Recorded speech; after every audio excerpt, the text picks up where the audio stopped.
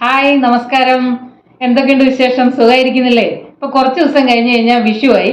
ഇപ്പൊ വിഷുവിന് നമുക്ക് വിഷു കൈനീട്ടം, വിഷുക്കണി, വിഷു സദ്യ അങ്ങനെ ഓരോരോ സ്പെഷ്യാലിറ്റികളാണ്. അപ്പോൾ ഈ വിഷുക്കാലം എന്ന് പറയുന്നത് ഈ ധാരാളമായിട്ട് പച്ചക്കറികളും ചക്കയും മാങ്ങയും മുരിങ്ങയ്ക്ക അങ്ങനെ എല്ലാം കിട്ടുന്ന ഒരു സമയമാണ്. അപ്പോൾ പണ്ട് കാലത്തൊക്കെ ഈ സീസണൽ ആയിട്ടുള്ള സാധനങ്ങളൊക്കെ വെച്ചിട്ടുള്ള സദ്യയായിരുന്നു ഉണ്ടായിരുന്നത്.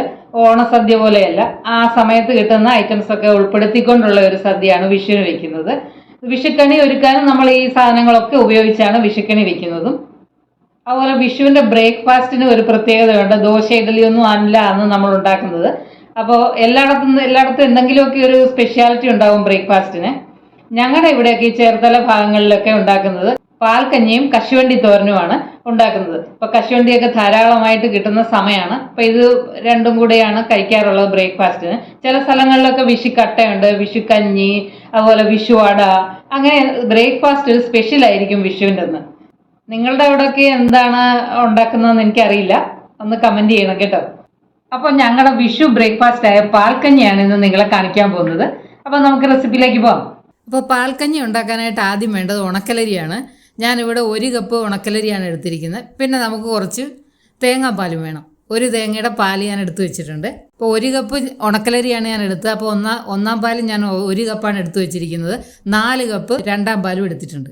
ഉണക്കലരി നന്നായി കഴുകി നമുക്ക് കുക്കറിലേക്ക് ഇടാം. ഇനി ഇത് വേകാനായിട്ട് നമുക്ക് 2 കപ്പ് വെള്ളവും 2 കപ്പ് രണ്ടാം പാലും കൂടെ ഒഴിച്ച് അടച്ചു വെച്ച് ഹൈ ഫ്ലെയിമിൽ 1 വിസിലും പിന്നെ ലോ ഫ്ലെയിമിൽ 2 വിസിലും വരുന്നവരെ വേവിച്ചെടുക്കണം. അതിനുശേഷം അതിൻ്റെ പ്രഷറൊക്കെ പോയി കഴിഞ്ഞിട്ട് നമുക്ക് തുറന്ന് ബാക്കി തേങ്ങാപ്പാലും കൂടി ചേർത്ത് തിളപ്പിച്ചെടുക്കണം. അതായത് പ്രഷറൊക്കെ പോയി ഞാൻ തുറന്ന് നോക്കിയപ്പോൾ നന്നായിട്ട് വെന്തിട്ടുണ്ട്. ഇനി ഇതിന് ആവശ്യത്തിന് ഉപ്പിടാം. ഇത് അരി ഇട്ടപ്പോൾ തന്നെ ഉപ്പിടേണ്ടതായിരുന്നു, ഞാൻ മറന്നുപോയി, അതുകൊണ്ട് ഇപ്പോൾ ഇടുകയാണ്. ഇനി ബാക്കിയിരിക്കുന്ന 2 കപ്പ് രണ്ടാം പാലിലേക്ക് 1 ടീസ്പൂൺ ജീരകം പൊടിച്ചത് അല്ല ചതച്ചതോ അതിലേക്കിട്ട് നന്നായി മിക്സ് ചെയ്ത് അത് ഇതിനകത്തേക്ക് ഒഴിച്ചു കൊടുക്കാം. എന്നിട്ട് അതും ഒന്ന് തിളച്ച് വരുന്നവരെ വെയിറ്റ് ചെയ്യാം. അപ്പോൾ അത് നന്നായി തിളച്ച് വരുന്നുണ്ട്. അപ്പോൾ ഇനി എടുത്ത് വെച്ചിരിക്കുന്ന 1 കപ്പ് ഒന്നാം പാല് അതും കൂടി ഇതിനകത്തേക്ക് ചേർത്ത് നന്നായിട്ട് ഒന്നും കൂടി ഒന്ന് തിളപ്പിച്ചെടുക്കാം. നിങ്ങൾക്ക് ഇഷ്ടമുള്ള കൺസിസ്റ്റൻസി അനുസരിച്ച് തേങ്ങാപ്പാൽ കൂട്ടുകയോ കുറയ്ക്കുകയോ ഒക്കെ ചെയ്യാം. കൂടുന്തോറും ടേസ്റ്റും കൂടും. ഇപ്പോൾ ഇതേ നമ്മുടെ പാൽക്കഞ്ഞി റെഡി ആയിട്ടുണ്ട്. ഇതാണ് ഞങ്ങൾ വിഷുവിൻ്റെ അന്ന് ബ്രേക്ക്ഫാസ്റ്റിന് കഴിക്കുന്നത്. ഇതിൻ്റെ കൂടെ കഴിക്കാനായിട്ട് സൈഡ് ഡിഷായിട്ട് ഞങ്ങൾ മൂക്കാത്ത കശുവണ്ടി പൊളന്ന് അതിൻ്റെ പരിപ്പെടുത്ത് അതും മുരിങ്ങയ്ക്കയും കൂടെ ഇട്ട തോരൻ കൂട്ടിയാണ് ഇത് കഴിക്കുന്നത്.